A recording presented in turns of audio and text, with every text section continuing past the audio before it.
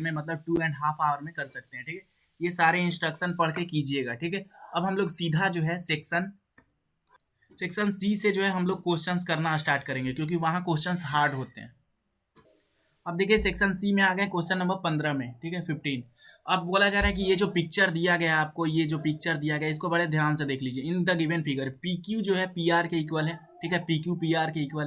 कहने का मतलब ये देखिए, ये क्या है पी क्यू है और ये क्या है पी आर है, ये दोनों जो है बराबर है। ठीक है, पी एस जो है वो एंगल क्यू पी आर को बाइसेक्टर है। ठीक है, बाइसेक्टर, ये जो एंगल क्यू पी आर है ना, और ये जो क्यू एस है, ये इसको आधा आधा डिवाइड कर रहा है। कहने का मतलब क्या, कहने का मतलब ये है कि ये जो दोनों एंगल है ना, ये एंगल एक ये छोटा वाला एंगल है। ठीक है, और एक और एंगल बन रहा है ना, ये जो एंगल है, ये दोनों एंगल क्या है, बराबर है। बोथ एंगल आर क्या है, इक्वल्स। ये वाला एंगल और ये जो इधर वाला, ये दोनों क्या है, बराबर है। कहने का मतलब ये हुआ बाइसेक्टर, कहने का मतलब। अब देखिए आगे क्या क्वेश्चन में कहा जा रहा है, state 3 pairs of equal parts in the triangle. ठीक है, इस वाले ट्राइंगल में और इस वाले ट्राइंगल में। ठीक है, आपको दो ट्राइंगल दिख रहा होगा, एक ये और एक ये। इन दोनों में जो है कोई 3 पार्ट जो है इक्वल बताइए। अब देखिए ये जो ब्लू वाला एंगल है, इसको एंगल 1 मान लीजिए। ठीक है, इसको एंगल 1 मान लेते हैं, और ये जो रेड वाला एंगल दिख रहा है, इसको एंगल 2। अब देखिए, अब बोल रहा था 3 कौन पार्ट इक्वल है, तो सबसे पहला तो साइड इक्वल हो गया। ठीक है, क्या इक्वल हो गया, side. P q equal to p r हो गया। ठीक है, पी क्यू इक्वल टू किसके, पी आर के इक्वल हो गया। ठीक है, दूसरा बात ये एंगल 1 जो है एंगल 2 के बराबर हो गया। ठीक है, एंगल 1 किसके बराबर हो गया, एंगल 2 के बराबर। और क्यू एस जो है, ये जो बड़ा वाला लाइन दिख रहा है, ये क्यू एस ट्रायंगल, बड़ा वाला ट्रायंगल के बीच में एक क्यू एस लाइन जो है, ये दोनों में ही कॉमन है। ठीक है, तो ये बराबर हो जाएगा। ठीक है, दोनों में ही कॉमन है, तो ये क्या हो जाएगा, बराबर। ठीक है, 3 इक्वल पार्ट्स लिखने के लिए बोल रहा था, हमने लिख दिया। अब पूछ रहा है क्या जो ये ट्रायंगल है, ये वाला जो ट्रायंगल है और ये जो ट्रायंगल है, ये क्या दोनों कॉन्ग्रुएंट है। तो हम बोलेंगे हाँ कॉन्ग्रुएंट है। क्यों, क्योंकि देखिए ये साइड इक्वल हो गया। ठीक है, और ये बीच वाला कॉमन है, और ये दोनों एंगल तो इक्वल हैं ही। तो ये जो है ए से एस क्राइटेरिया से, साइड एंगल साइड क्राइटेरिया से, ये हमारा क्या है, कॉन्ग्रुएंट है। ये क्या होगा, ये आंसर सही होगा, यस। अब देखते हैं क्वेश्चन नंबर 16। अब नेक्स्ट देखिए, नेक्स्ट क्वेश्चन क्या बोला जा रहा है कि the perimeter of A rectangular seat is 100 centimetre. ठीक है, सबसे पहले एक रेक्टेंगल का बात हो रहा है, तो एक रेक्टेंगल ऐसे क्वेश्चंस में जो है ड्रॉ कर लेने चाहिए। ठीक है, ये मान लीजिए हमने एक रेक्टेंगल ड्रॉ कर लिया। ठीक है, अब मान लीजिए जैसा क्वेश्चन में कह रहा है, मतलब पेरीमीटर को पी मान लेते हैं, वो कितना दिया हुआ है, 100 सेंटीमीटर। और क्वेश्चन में ये भी कह रहा है कि उसका लेंथ जो है, ये जो लेंथ मतलब यहाँ से लेके यहाँ तक का जो दूरी है, लेंथ, वो कितना दिया हुआ है, 35 सेंटीमीटर। ठीक है, अब आगे क्या कह रहा है कि आपको ब्रेथ निकालना है, फाइंड द ब्रेथ, और फिर उसके बाद एरिया। सबसे पहले ब्रेथ निकाल लेते हैं। आपको जो है पता है ये पेरीमीटर क्या क्या, पेरीमीटर ऐसे होता क्या है आखिर, थोड़ा सा इधर, थोड़ा सा चलिए, पेरीमीटर क्या होता है। ये जो पेरीमीटर, लेट सपोज कीजिए कि एक रेक्टेंगल है, तो पेरीमीटर इसका चारों साइड का मतलब सब साइड का सम होता है। ठीक है, तो ये मान लीजिए 20 है, ये 20 है। अब मान लीजिए लेंथ नहीं पता है। ठीक है, लेंथ नहीं पता है, मान लीजिए सॉरी ब्रेथ नहीं पता है, तो इसको हम लोग ऐसे लिख सकते हैं 20 प्लस में 20 प्लस में बी प्लस में बी लिख सकते हैं ना, क्योंकि चारों बाउंड्री का लेंथ ही तो होता है पेरीमीटर, बाउंड्री का लेंथ होता है पेरीमीटर। तो उसी तरह से यहाँ पे लिख देंगे। ठीक है, ऊपर में लिख देंगे कि ये देखिए ये 35 है, तो ऊपर वाला भी 35 हो जाएगा। और इसको मान लीजिए breadth, b b b b से जो है ब्रेथ को मान लीजिए। ठीक है, तो अब ये क्या हो जाएगा, पेरीमीटर इक्वल टू 35 प्लस में 35 प्लस में बी है कि नहीं, ये वाला साइड, और प्लस में बी है कि नहीं, चारों साइड का सम। और पेरीमीटर लेकिन हमारा क्वेश्चन में कितना दिया हुआ, 100 सेंटीमीटर, 100। अब यहाँ से हम लोग वैल्यू निकाल लेंगे। ठीक है, जब इसको सॉल्व कीजिएगा तो 35 और 35 कितना हो जाएगा, 70, और ये कितना हो जाएगा, 2b हो जाएगा प्लस में 70। अब ये 70 उस तरफ जाएगा तो माइनस में हो जाएगा, है कि नहीं, 100 के उस तरफ जाएगा तो माइनस में। तो 2b इक्वल टू 100 माइनस 70 जो 30 के बराबर होता है। ठीक है, 30 हो गया। अब देखिए इधर 2b था, तो ये 2 जो था वो क्या था, गुना में था। ये 2 इधर गुना में है, तो उस तरफ जाएगा तो डिवाइड में हो जाएगा, तो 2। तो ये जब सॉल्व करेंगे तो 15 आ गया। मतलब जो है इसका ब्रेथ, ये जो रेक्टेंगल है ना, इसका ब्रेथ कितना है, 15 दिया हुआ, कितना, 15 सेंटीमीटर। ठीक है, 15 सेंटीमीटर। अब इसका एरिया आप आराम से निकाल दीजिए। एरिया इक्वल टू क्या होता है, l into b, length into breadth. मतलब 35 × 15। और जब इनको हम मल्टीप्लाई करेंगे तो वो कितने के बराबर आएगा, जब इनको मल्टीप्लाई कीजिएगा ना, ये आ जाएगा हमारा 525 सेंटीमीटर स्क्वायर। ठीक है, ये क्वेश्चन हो गया कंप्लीट।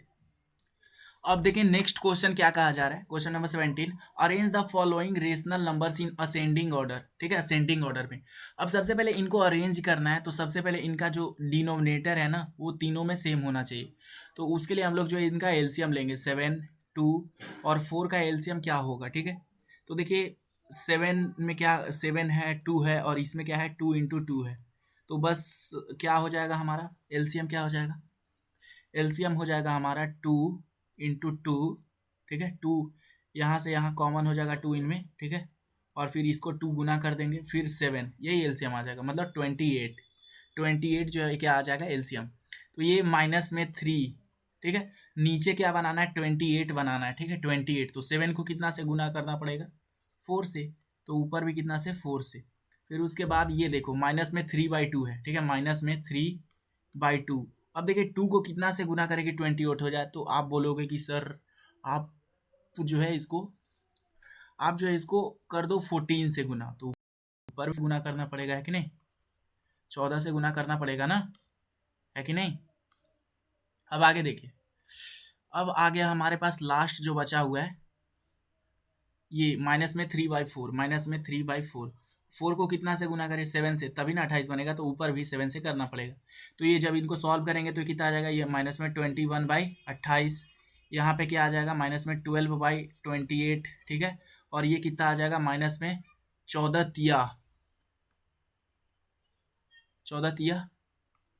14 तिया जो है वो 42 होता है। ठीक है, तो -42 नीचे हो जाएगा 28। ठीक है, अब देखो, अब सब के सारे के पास नीचे में 28 है। अब हम लोग कंपेयर कर सकते हैं, माइनस का ये क्या है यहाँ पे है, लिख देते हैं मैं पहले। ठीक है, माइनस का 42, ठीक है, /28 असेंडिंग ऑर्डर में लिखना है ना, और फिर माइनस का 21 बाई में 28, और फिर माइनस का 12 बाई में 28। अब यहाँ कुछ बच्चा गड़बड़ा जाएगा। ठीक है, मतलब यहाँ पे कुछ कंफ्यूज हो जाएगा। आप बताइए -8 बड़ा है या फिर -7 बड़ा है, तो आप हाँ, अब यहाँ पे बोलेगा कुछ -8, तो -8 नहीं होगा। ठीक है, -7 बड़ा होगा। ठीक है, -7 बड़ा होगा। ठीक है, क्योंकि माइनस में वैल्यू ज़्यादा रहता है तो वो कम हो जाता है, तो उसी तरह से जो है ये छोटा होगा, -42/28 -21/28 छोटा होगा, मतलब ये हमारा आ गया असेंडिंग ऑर्डर। ठीक है, आंसर हो गया।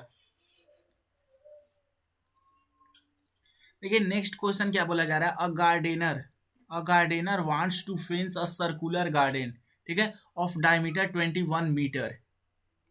ठीक है, तो लेट सपोज कीजिए कि ये जो है उसका सेंटर है और ये जो है उसका डायमीटर है। ठीक है, जो मैं काले रंग से ड्रॉ कर रहा हूँ, कितना 21 मीटर इसका डायमीटर हो गया।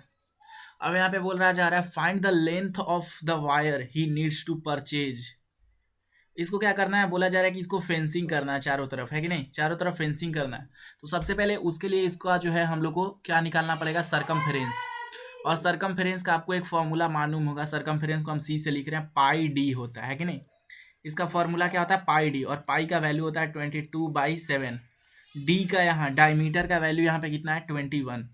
अब इसको सॉल्व कर देंगे तो ये 7 7 21, मतलब 7 3 जा 21 होता है, और ये कितना हो जाएगा 66, मतलब 66 मीटर जो है ये, मतलब उसका जो है लेंथ है, पूरा बाउंड्री का लेंथ। ठीक है, तो इसको चारों तरफ करना है। ठीक है, चारों तरफ मतलब उसको फेंसिंग करना है। ठीक है, find the length he needs to purchase and coast.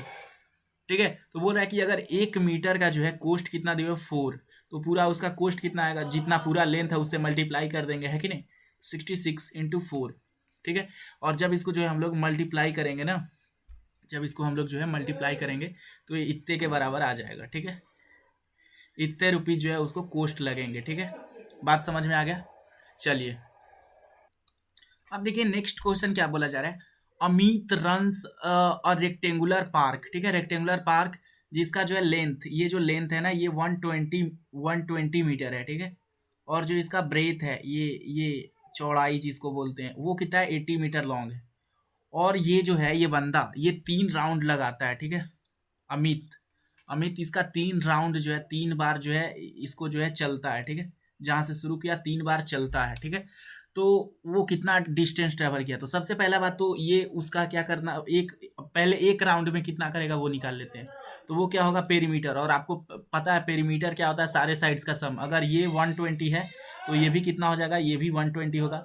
अगर ये 80 डिग्री है, इधर वाला 80 डिग्री है, तो इधर कितना होगा 80। अब सबको सम कर दीजिए, सबको ऐड कर दीजिए, बस सिंपल।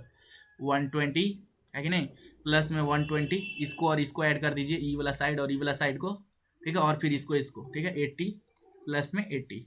अब जब इन सबको जो है आप ऐड कीजिएगा, ठीक है, ऐड कीजिएगा ना, ऐड करेंगे ना तो 400 मीटर आ जाएगा, ठीक है, 400 मीटर। मतलब वो एक राउंड में 400 मीटर है, तो 3 राउंड में वो कितना करेगा, एक राउंड में इतना जा रहा है तो 3 राउंड में कितना करेगा, 3 से मल्टीप्लाई कर देंगे, ठीक, 3 से मल्टीप्लाई कर देंगे तो इसको कितना आ जाएगा 1200 मीटर। मतलब जो है अमित जो है पूरा डिस्टेंस कितना कवर कर रहा है, 1200 मीटर, ठीक है, 1200 मीटर वो कवर कर रहा है, ठीक है। अब देखिए नेक्स्ट क्वेश्चन क्या बोला जा रहा है कि ये जो इक्वेशन दिया हुआ है, ये एक्सप्रेशन है, ठीक है, यहाँ पे a का वैल्यू 5 पुट करना और b का वैल्यू 2 और फिर वैल्यू निकालना है, ठीक है। तो 2a² कहने का मतलब 5 का स्क्वायर है कि नहीं, a की जगह पे 5 लिखना है ना, और a और b को गुना करना है, मतलब जो है 5 और 2 को गुना करना है ना, 5 × 2, और माइनस में ये भी करना है, मतलब 5 × 2 को माइनस करना है। अब सॉल्व कर दीजिए इसको, 5 का स्क्वायर कितना होता है 25 होता है, और ये कितना हो जाएगा 10 है ना, और ये माइनस में 10। अब जब इन दोनों को अंदर वाले को ऐड करेंगे तो ये कितना के बराबर आएगा 35 ना, 35 मतलब 2 × 35 हो जाएगा, 2 × 35 माइनस में 10, ठीक है। मतलब अब इसको मल्टीप्लाई करेंगे तो ये 70 माइनस में 10, तो आंसर कितना आ गया हमारा 70 माइनस में 10, तो हमारा आंसर आ गया 60, ठीक है। नेक्स्ट क्वेश्चन देखिए, इसको सिंप्लीफाई करने के लिए बोला जा रहा है, इसको सिंप्लीफाई करने के लिए बोला जा रहा है, ठीक है। तो सबसे पहले हम उसको लिख लेते हैं 3 का पावर 5 इंटू में 10 का पावर 5, क्वेश्चन को बस यहाँ लिख रहे हैं आगे। फिर अब देखिए 25 यहाँ पे दिया हुआ है, ठीक है, 25, तो 25 को हम लोग 5 × 5 लिख सकते हैं, ठीक है, मतलब 5 का पावर 2, तो यहाँ पे क्या लिख देंगे 5 का पावर 2, बस सिंपल। और यहाँ पे देखिए 5 का पावर 7 है, और देखिए 6 का पावर, ठीक है, 6 का पावर। अब आपको पता है 6 को हम लोग क्या लिख सकते हैं 2 × 3, ठीक है, 2 × 3। तो अब ये क्या हो गया 2 × 3 का पावर, 2 × 3 का पावर कितना 5, मतलब यहाँ पे जब इनको निकालेंगे तो 2 का पावर 5 और 3 का पावर 5, और इस वाले को 6 का पावर 5 को क्या लिख देंगे 2 का पावर 5, 2 का पावर 5 × 3 का पावर 5, और इस 10 को इस बार लिख देते हैं, ठीक है, 10 को भी लिख देते हैं 3 का पावर 5। अब देखिए 10 को क्या लिख सकते हैं, 10 को हम लोग लिख सकते हैं 2 × 5, ठीक है, तो इसका पावर अगर 5 दिया हुआ है तो इसका होल पावर कितना हो गया 5, तो बाहर निकलेगा तो 2 का पावर 5 इंटू में 5 का पावर 5, तो यहाँ पे वही लिख देते हैं ताकि हम लोग को कैंसिल करने में आसानी हो जाए। 2 का पावर 5 इंटू 5 का पावर 5 इंटू 5 का पावर 2, ठीक है, और फिर 5 का पावर 7, 2 का पावर 5 इंटू 3 का पावर 5। तो देखिए सबसे पहले ये 3 का पावर 5 और 3 का पावर 5 कैंसिल हो जाएगा, ठीक है, कलर चेंज कर लेने दीजिए, ठीक है, ये 3 का पावर 5 3 का पावर 5 कैंसिल, 2 का पावर 5 2 का पावर 5 कैंसिल, और ये देखिए यहाँ पे 7 है और यहाँ 5 और 2 है, तो जब भी मल्टीप्लाई में रहता है तो जुड़ जाता है, तो ये टोटल कितना बन जाएगा 7, मतलब ये दोनों मिलके कितना कैंसिल, तो फाइनल आंसर कितना आ गया हमारा 1, ठीक है।